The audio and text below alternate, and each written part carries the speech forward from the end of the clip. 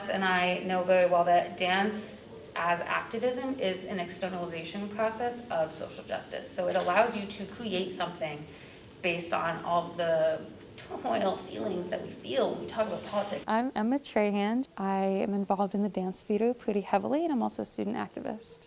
Body politics is the idea that our specific bodies and the context that we're in physically and how that interacts with politics creates very particular dynamics. And that also ties directly into autonomy. So like, what does it mean for me as a queer artist, disabled dancer, woman in a capitalist society, whatever, what does it even mean for me to have autonomy?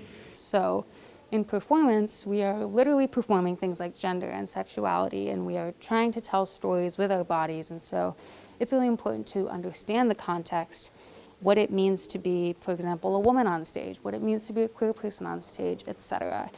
Being able to control the way that I perceive my body, being able to control the way that other people perceive my body, and literally taking control of the narrative on how people look at, interact with me as a human in a body is a really important thing. We do not see enough accessibility and inclusion in the dance and performance world at all. It's kind of famously a field where bodies are pretty heavily policed.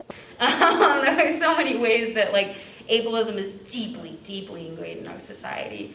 And so when a disabled dancer does gain traction, it's often like, look at how they did this in spite of being disabled, which is like not at all how disabled people want our bodies to be talked about. It's not in spite of, it is because of. You can't separate me from my literal DNA, you know? So.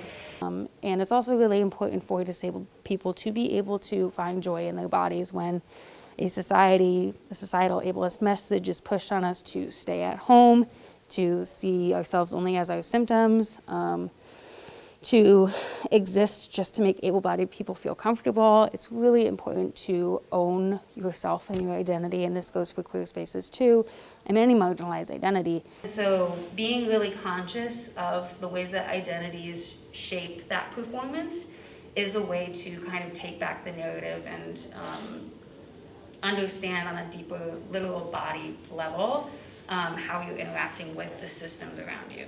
So yeah, I would say just question your choices, question the systems that you exist in and what it means for you specifically to exist in them, not your various identities, but what does it mean to be you, a complex human being within those systems. I think a lot of people act like the arts are a privilege to study, but it is an inherently human thing to study art, and it's not a privilege, it is a deeply meaningful, deeply intellectual thing that we all could learn so much more about and are important, just as important as professional schools. So, arts.